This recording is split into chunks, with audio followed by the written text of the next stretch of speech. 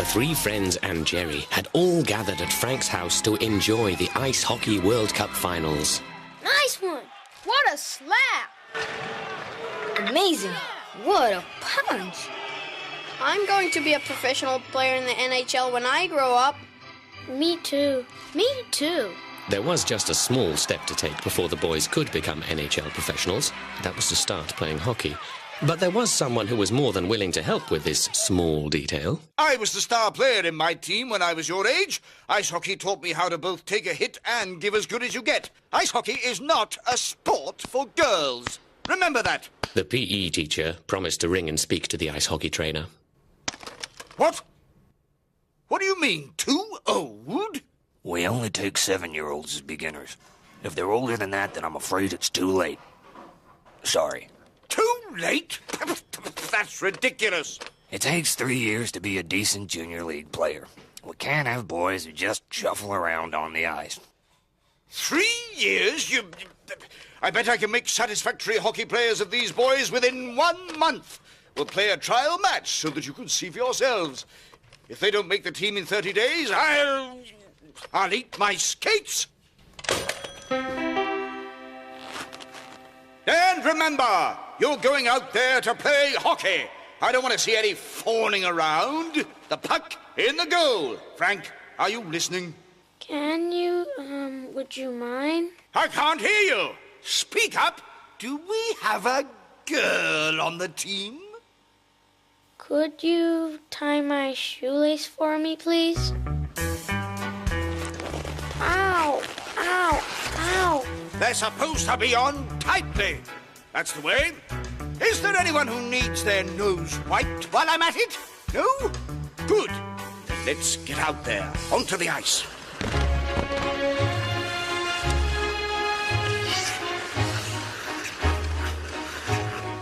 Excuse me! We're practicing hockey here. Then you'll just have to wait. We booked time for figure skating. Booked time? Where does it say that? On the booking schedule list. Figure skating, figure skating, figure skating. All the ice time's booked up with figure skating. The girl's sponsor has bought up all the ice time so that they can practice as much as they want. Sponsor? And who, may I ask, is that? Roy Jonsson. My dad. That's... He can't do that. We've got important things to do here. These boys have got to practice their ice hockey skills. Precisely. Important things. Well, it shows like they need a lot of training. Come now, girls. Let's get started. This is terrorism. Oppression of a decent sport. Outrageous foolishness. This is an ice hockey rink, an ice hockey rink. Do you see those red and blue lines over there? They're there because ice hockey should be played here. Do you understand? Heathen! This all makes me so... By that evening, the three friends and Jerry had managed to come to a compromise with the figure skating trainer Katarina Pantkin. Because the group only consisted of girls, it was difficult for them to practice skating in pairs. It's a deal then. You can use the rink to practice your ice hockey, and in exchange, you can help us out. We don't have any choice.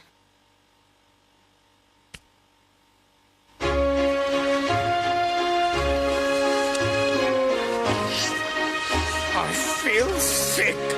The time for the trial match drew even closer. Things weren't looking too good.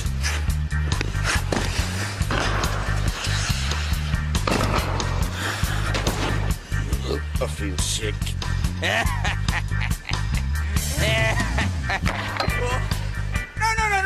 Don't duck away from the puck. Somehow, he had to make the three friends and Jerry look better than they really were. It's just big, beefy, brainless wonders who play ice hockey. Yes, gum-chewing idiots. No, we're not. Are. This, on the other hand, is rather more appealing than a sweaty hockey jerk. How can you think he's good-looking? His backside looks like 2 bowling balls. The PE teacher suddenly had a brilliant idea. Hi, girls.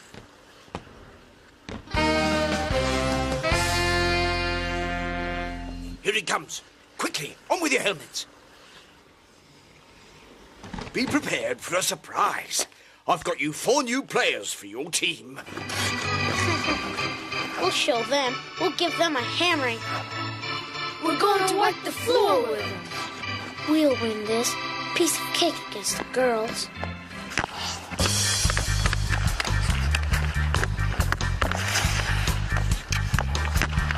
Obviously, the combination of figure skating and ice hockey practice had confused the boys. It didn't look too good for the Blues. Until Jerry miraculously got free from Tess, who was defending the red goal. Jerry, Jerry, Jerry. No, no. I told you it was too late. They played like girls. The ones in red, on the other hand, on Thursday you can come to your first team practice. You totally destroyed that bunch of losers. Well done. You were really good. Next week, the girls perform the representation of the dance of the elves. It would be absolutely fantastic if you could be in it. What? We really need you. Never. Maybe we should. The girls say that they love figure skating men.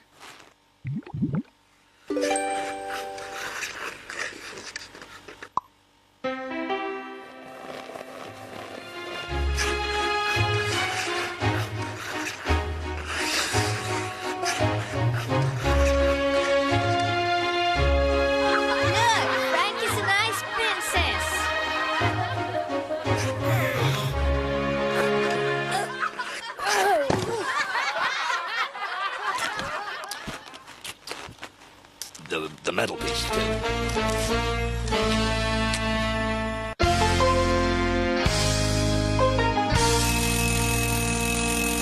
Stop.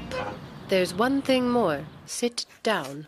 To conclude their special project on insects, the teacher wanted the kids to arrange a special insect exhibition. I've had enough of insects. Me too. We already have enough insects in here. Everyone will bring an insect. A famous scientist from the Natural History Museum will come here and present the owner of the best insect with a prize. Won't that be exciting? Is there anyone stupid enough to have insects for a hobby? Jerry was unable to threaten or bribe the 3 friends before... Jerry has an ant collection. Excellent.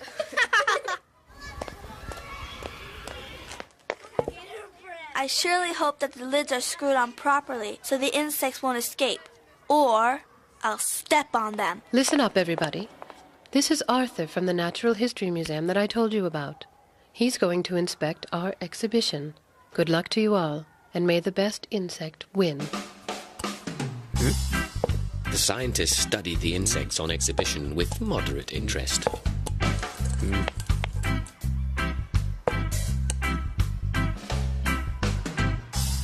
It's a flea.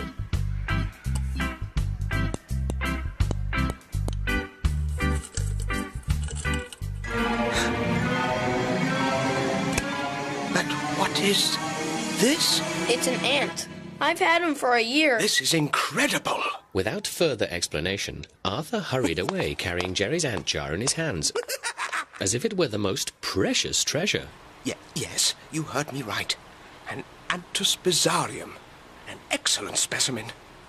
I'm telling you, you better hurry up. This is my breakthrough. I'll take care of the kid.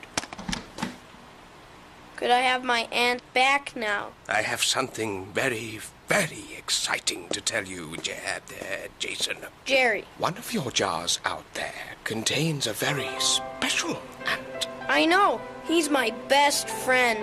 Do you know what good friends do, Jason? They help each other. Your ant is going to be famous.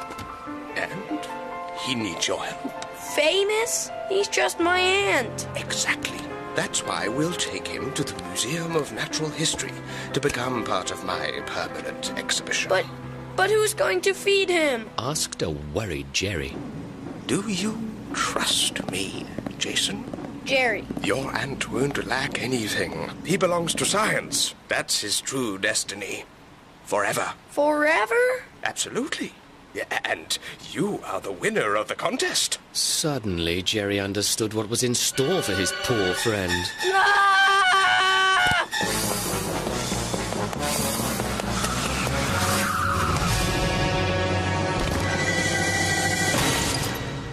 Jerry's flight was stopped by a mysterious minibus which had pulled up in the schoolyard. We'll take care of this. Get the kid out of the way. Watch out for the radiation.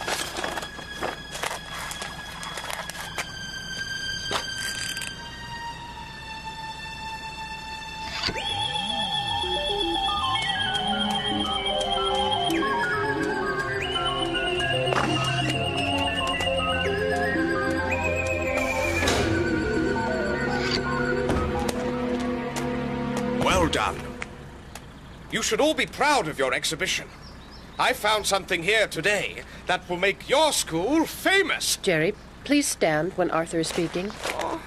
That evening, Jerry sat alone in his room, remembering all the moments of fun he had had with his aunt. But it wasn't long before the fun memories turned into a nightmare.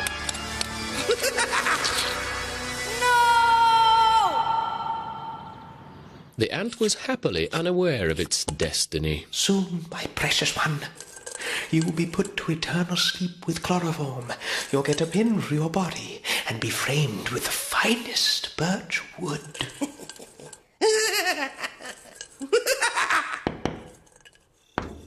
Arthur, the tea and sandwiches are ready. Jerry had decided to save his aunt. The three friends had joined him, thinking that a rescue operation sounded exciting. This is your chance, Jerry. Wow, take a look at all this. Shh! Which jar is it? Let's let them all loose. I'll soon find it. Just as the rescue operation seemed to be successful, Here he is. the local press corps stepped right into it. Did you know that you had a very rare ant in your collection? I would like to thank you all for coming to this photo session.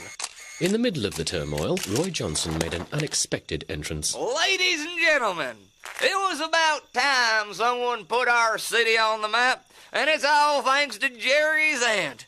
Size isn't everything, and tomorrow you're all welcome to the public chloroform and transfixion ceremony sponsored by myself.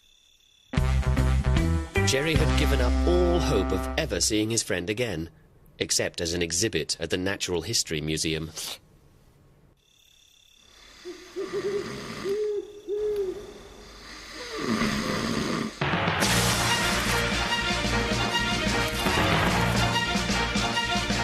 Jerry's sleep was troubled by horrible dreams.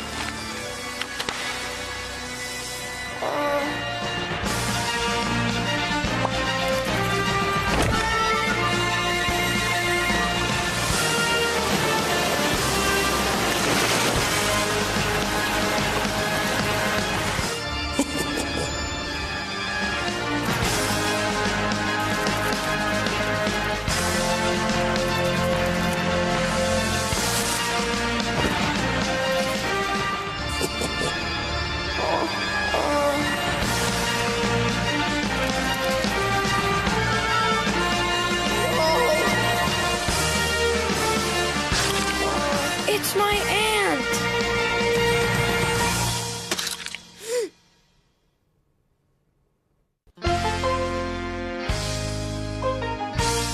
On their way home from school, Frank caught sight of a large mud pit and decided to challenge the others to a dirty pig contest. Ready, steady, go!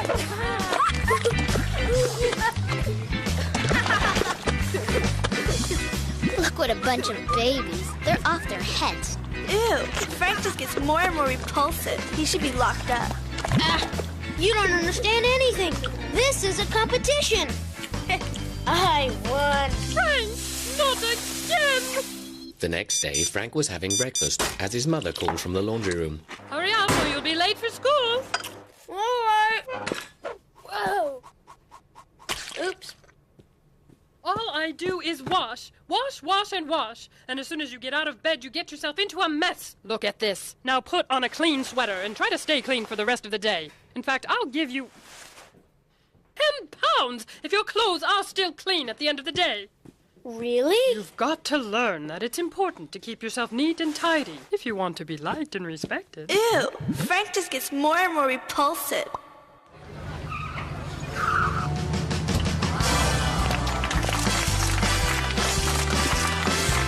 Look, a spot in the carpet. Allow me. Hero. You really ought to do something about that sweater, young man. Being neat and tidy is the key to success.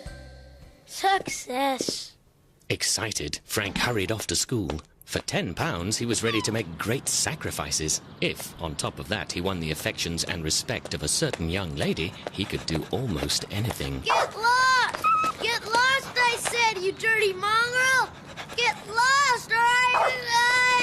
Threatened Frank, afraid that the dog would rub itself against him and make his trousers dirty. Here's Frank. Finally, Frank managed to drive the dog away, and the friends continued walking to school. In the biology lesson, the class was visited by the dog catcher, who was there to inform them about rabies. I thought I'd start by showing you a film. One symptom is hydrophobia, which means that the animal avoids contact with water at all costs. Another common symptom is that the animal becomes aggressive and erratic. Rabies is most common among dogs and foxes, but any animal can contract the disease, humans included. If you suspect a case of rabies, it is vital that you call us. You'll find the number in this brochure. During the break, Jerry invented a new game, Rabies Tag. Thomas got it. Stop it! Stay away from me with your dirty paws! Thomas, with yesterday's dirty pig contest fresh in his memory, thought that Frank was joking. Don't you get it, you idiot? I don't want to play your stupid game. If you touch me, I'll give you such a beating. What's wrong with you? Take it easy. By the time school was over for the day, they had forgotten about Frank's earlier outburst. The problem, as usual, was to find something fun to do for the rest of the day. We could have a wrestling tournament. Come on. Forget it. If you try to wrestle me, I'll give you such a bashing you won't be able to walk for a week. I know.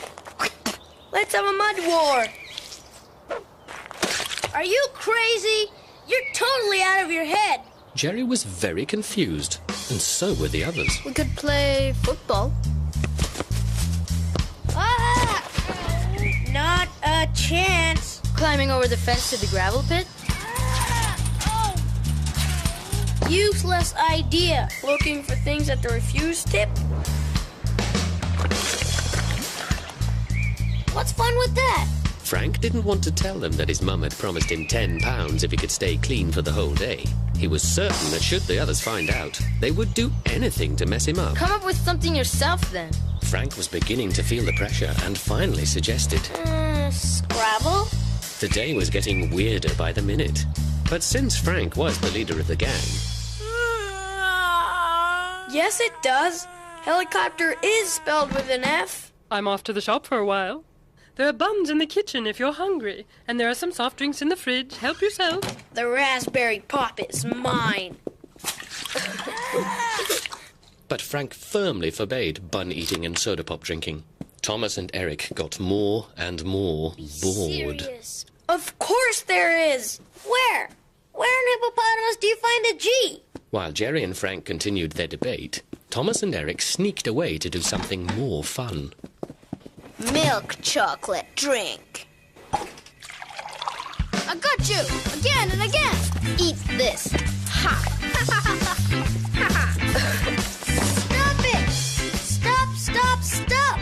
Blasted hooligans! You should be put in a reformatory! What if I had got chocolate on my sweater, huh? While Frank was scolding Thomas and Eric, Jerry took the opportunity to slink down into the kitchen and get a glass of raspberry pop, despite the expressed prohibition. No! Thanks to an amazing evasive maneuver, Frank avoided getting raspberry pop all over himself. Mom, look, not a single stain. Can I have my £10 now? You've been a real good boy. But what's this? What have you been doing? Frank, now I'm very disappointed. Cleaning up costs money too. It's your fault. You boneheads. You've ruined everything. I'm gonna kill you. At first, Thomas, Eric, and Jerry couldn't understand why Frank was in such a state, but gradually they began to realize. This is most common among dogs and foxes. The animal becomes aggressive. No! You'll find the number in this brochure. All the pieces were beginning to fall into place. It all seemed to make sense, but they wanted to be absolutely sure before they took action. While Thomas and Eric kept Frank in check, Jerry performed a test. What? What's this? Squirt me with chocolate, will you? There was no longer any doubt. You remembered what you were taught and acted swiftly. Well done, boys. What did I tell you? He shouldn't be allowed to run loose.